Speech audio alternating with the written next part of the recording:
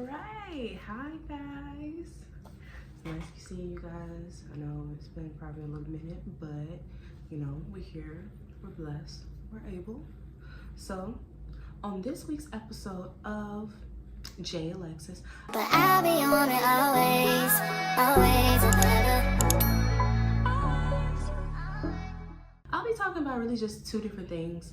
One thing many people, or one person in particular, I'm gonna shout out my baby, Boo, was wanting me to talk about. But then I think just in general, a lot of people ask me this question, but it is about my locks.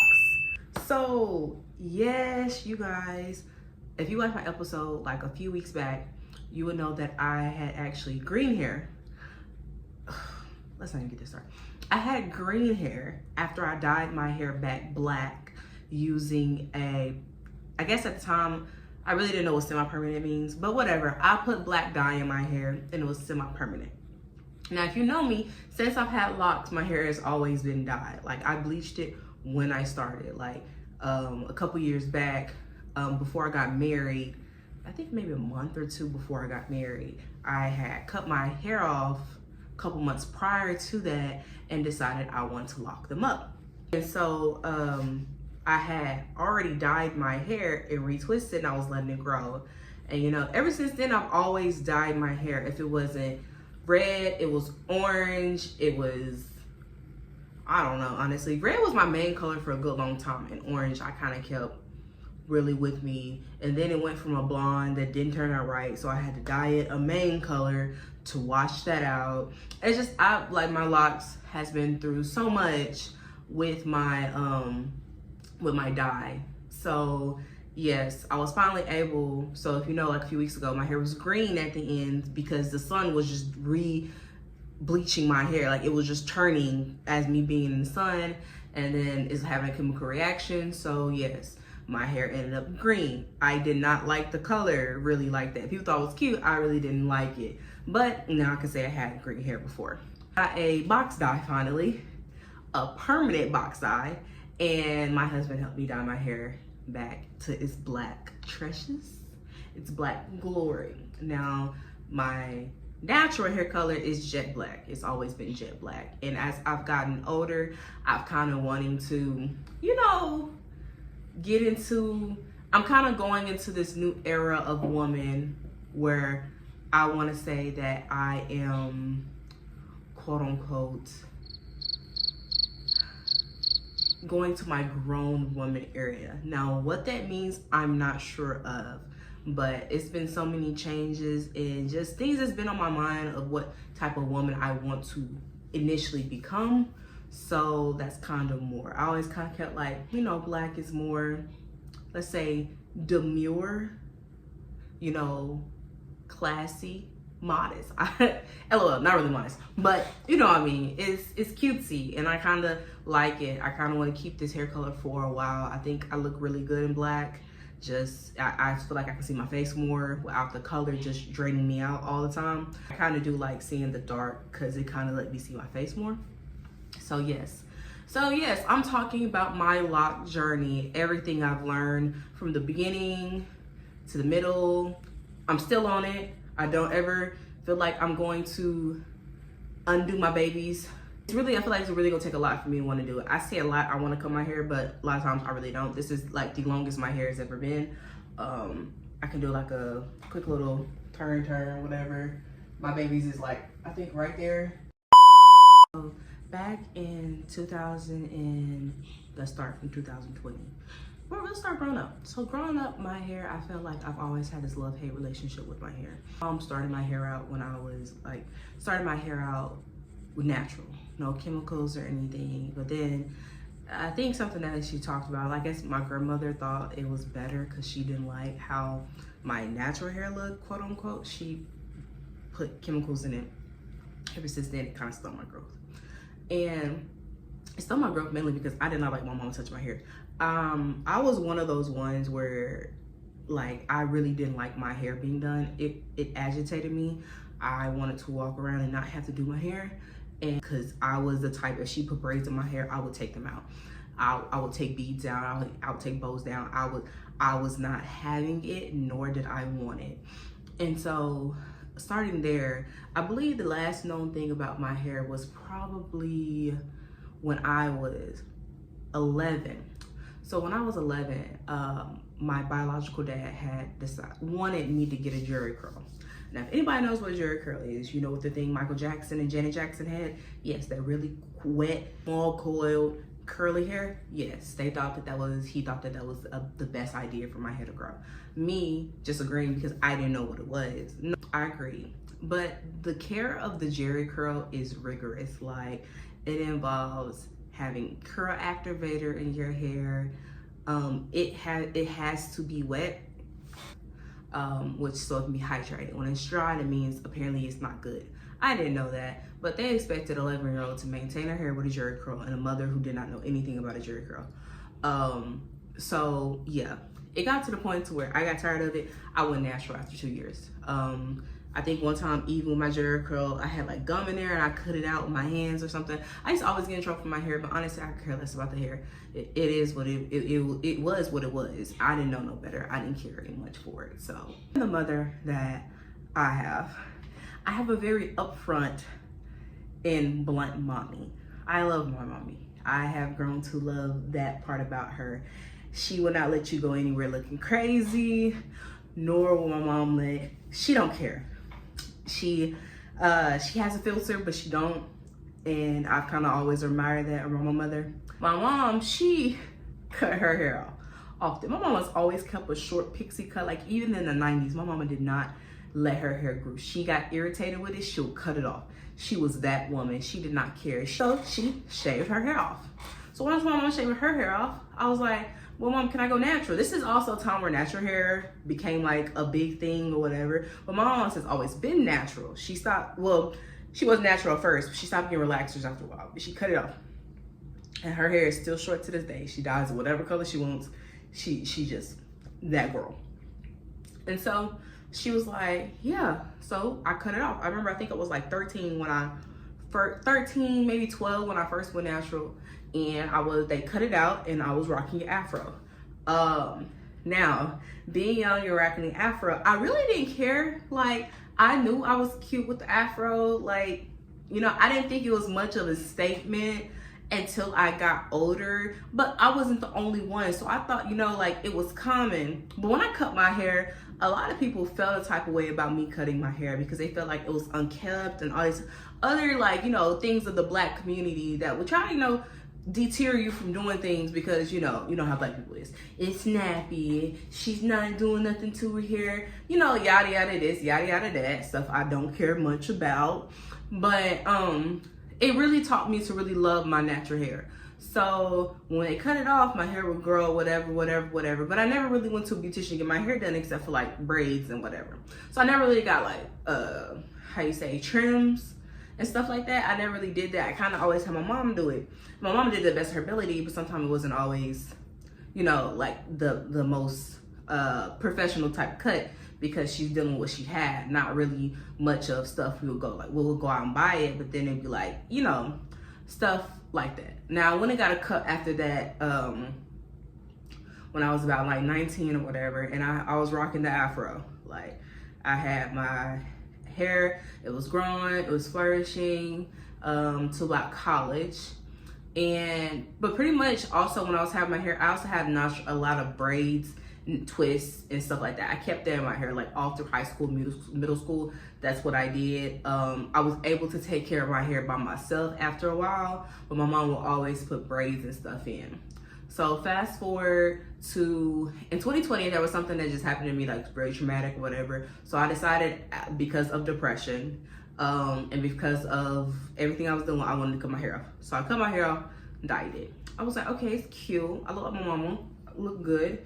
I was wearing the wigs and everything else while my hair was growing. I was feeling confident. I was loving who I was. So, but the thing when you cut your hair off, especially when you're older, it's kind of like something you have to get used to, because as Black women, when we cut our hair off, people feel a type of way, like I was saying previously, but also we feel a type of way about ourselves because we are socially we're socially conditioned to believe that we have to have straight hair to be beautiful or have to have a lot of hair to be beautiful. And that's kind of like the whole thing, rebellious thing going against by being natural. By being natural, being yourself, you're already going against societal standards. that was just it. So a lot of people was like stunned or whatever, but I look good in it. I'm not gonna lie. I was bad, you know. But I was also loving my face. I was loving myself. I was loving who I've become, because when you cut your hair off, they always say that it's tied to something when you cut your hair off. And so that's kind of what happened. So then my husband proposed to me, or I think like the end of 2020, somewhere around that time. And so I was like, I was gonna lock my hair up. And he was like, oh, that's cool. Because my husband had locks. He cut his off now. Just let people know he did cut his locks off. In February of 2021, I locked my hair up. And then I was wearing wigs, I was putting braids in, I was doing all that, you know, getting used to it. It took time.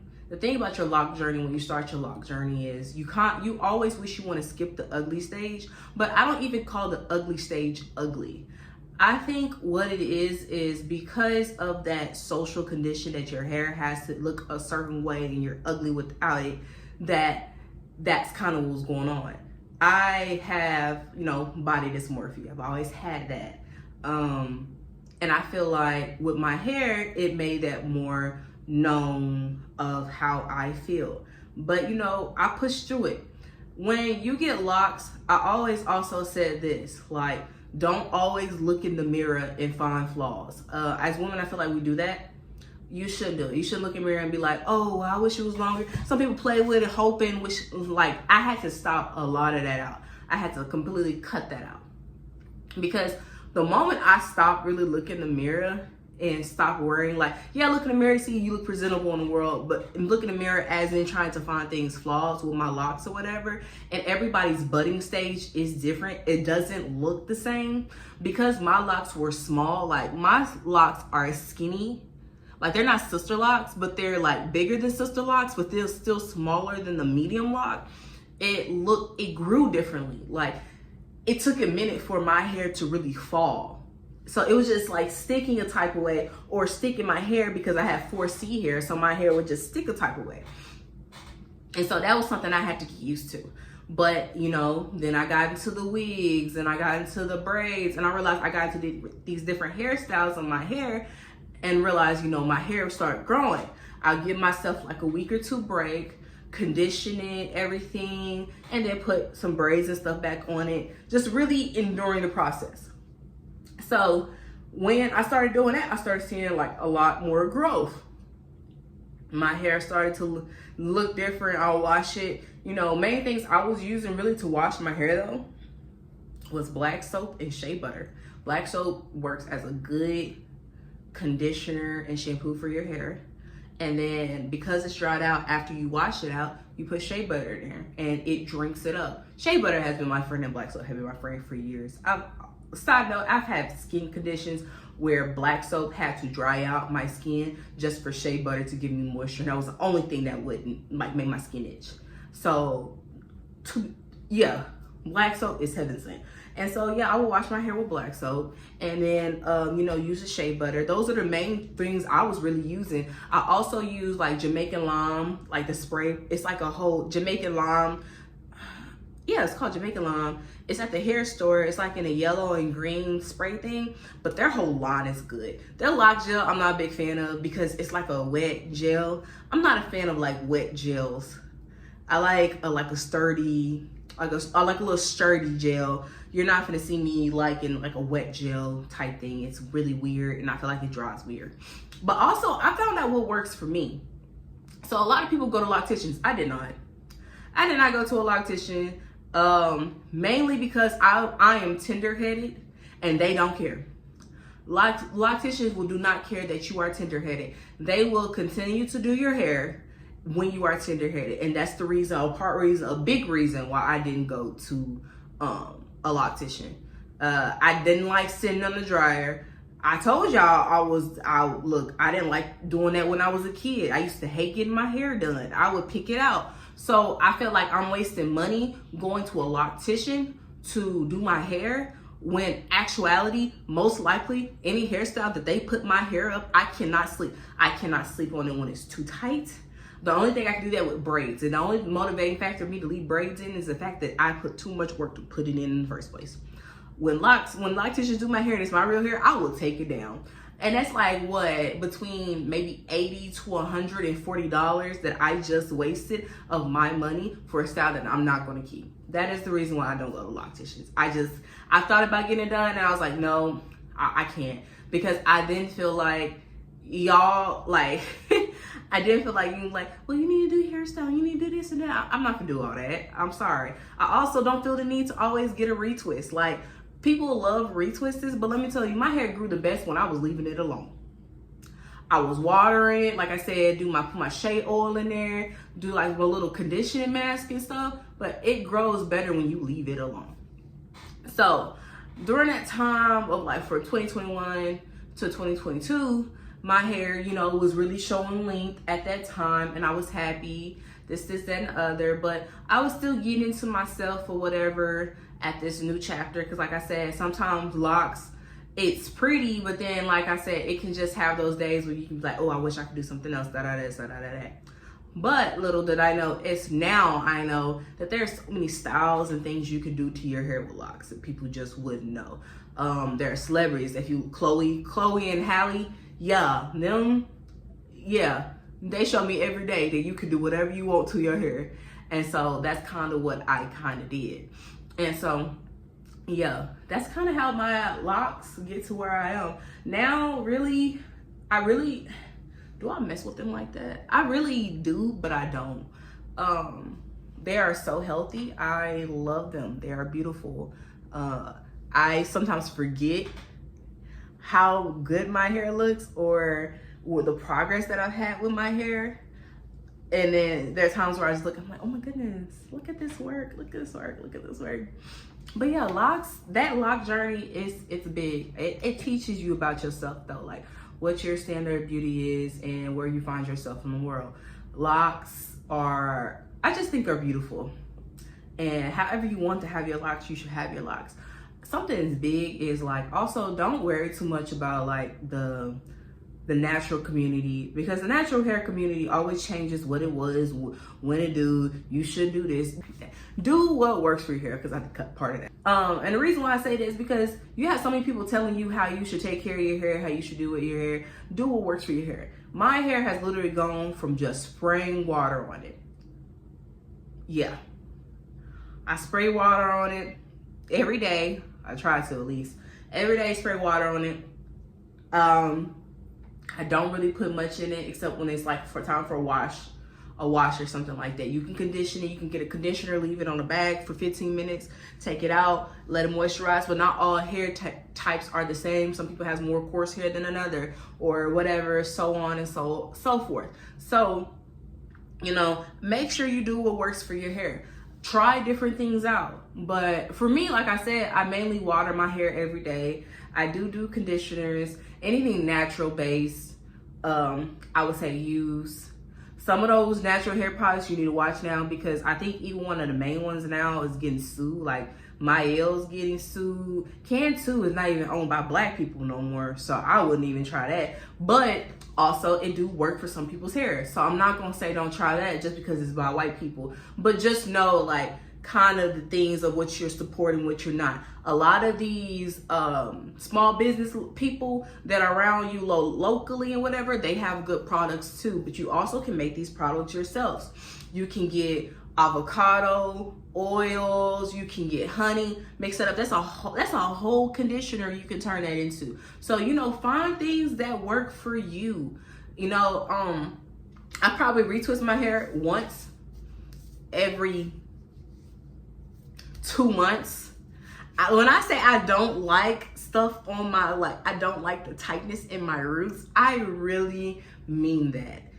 One of the positives, because my hair is my parts are smaller, I can kind of get away with it more with people not really knowing. But honestly, gel the parts down, y'all. get like a good gel. I'm gonna show y'all the gel that I use for my texture of hair, because I have really proud Negro coarse hair. I'm not mad at it. I think it's beautiful. It's hair. I have to use like braiding gel hair, like braiding gel.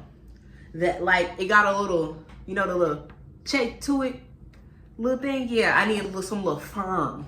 So this one was $6.49. I got this at the regular beauty store, but it's like, is this Au Naturel or Au Naturel? I can't really tell. It might be a generic version, but you know, it works. Au Naturel edge control with argan and keratin, that works. So if you're gonna like do like a little slick back or whatever, you're trying to hide that or put it in your edges, you get something like this. You add some water to wherever you're trying to put it, and then you add it. And when I say add it. Don't be cute with it. Get you a nice little firm brush. Don't use them little toothbrushes. Look, I'm talking about people that got hair like me. Get a nice little firm brush and try to do it 30 minutes to an hour before you're finna leave for wherever you go. But I've actually done this in 15 minutes. But when I do it in 15 minutes, I use two different types of gels. I got this one, and I have like this red braiding gel. This is a small little one. I came with Amazon when I ordered some hair for Amazon when I had like my other locks, my little fake faux locks. Yeah, this came with it, and it's a sample, but braiding gel works wonders for your edges. It doesn't flake. It's not flaking. It's not tearing at your edges. Yeah, that's what I do. I usually do a lot of things with my edges, but I've been just trying to smooth them out. Also, you know, put some oils and stuff on your edges to make sure, you know, they stay strong and whatever. But yeah, like, that's kind of what I do for my hair. I put braids and stuff in your hair. You can still do that. Also, if you go get protective styles, you know, try to make sure it's not too tight on your roots, especially if you have like small locks, because it can pull at your roots. So be careful with that as well. Repairs. I've been learning repairs. It's multiple ways you can repair locks. It depends on how you want to do it. So there are sometimes when it's thinning, you have locks that are thinning. I trimmed mine not too long ago, so I really don't have any really thinning locks anymore. But I cut, sometimes if I just don't want to deal with it, I'll just cut it off. Cut it off, or you can crochet it, but I don't like getting stuck with the needles. Other times you can just braid it and no one can tell. It's your hair. Really, no one can really tell about what's going on with your hair, because at the end of the day, if you comb it all out, you lose a good majority of it anyway. Like, you know, you're gonna lose a good like 20% of your hair when you comb your locks out. So yeah, I kind of just trim mines. That's kind of the main thing for me. I may want to braid one, and then I have one that's I cut not too long ago, but it grew right back. Like, it's like one probably my shortest ones. I cut it because it just looked weird. I didn't like it, and so I just cut it. But yeah, no one can really tell when you got locks too. I'm just saying. So that's some positives of your hair.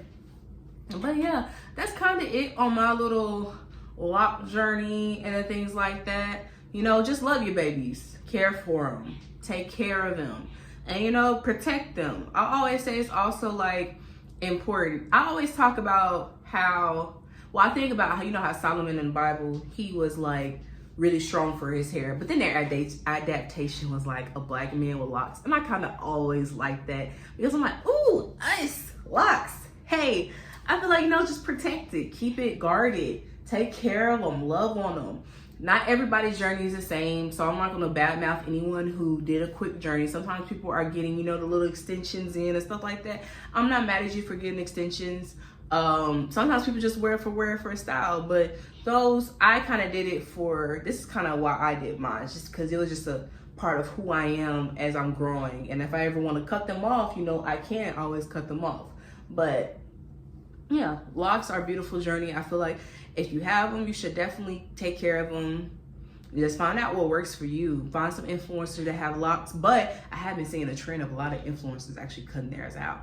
Cutting them out, or like, how you say, combing them out.